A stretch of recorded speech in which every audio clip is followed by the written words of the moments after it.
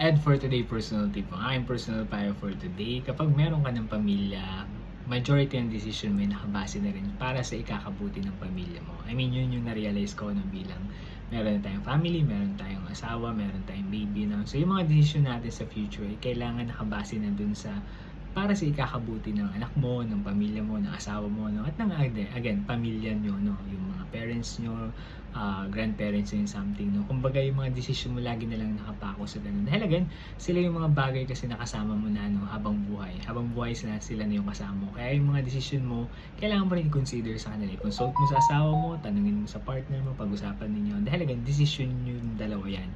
Hindi lang naman decision mo yan. Siguro nung panahong binata ka, pwede mag-decide ka kung anong gusto mo, no? Pero kapag may asawa ka na, ayan, lahat na yung decision mo kailangan nakaangkla doon sa inyong pamilya o doon sa inyong pagsasamahan. Dahil ganoon naman ata talaga kapag meron ka ng family, no? Okay?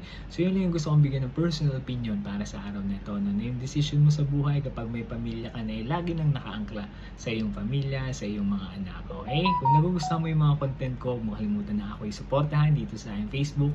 Meron din pala akong TikTok at pwede ka na pala mag-subscribe sa aking YouTube account na Ed for Today. Yun lamang. Salamat.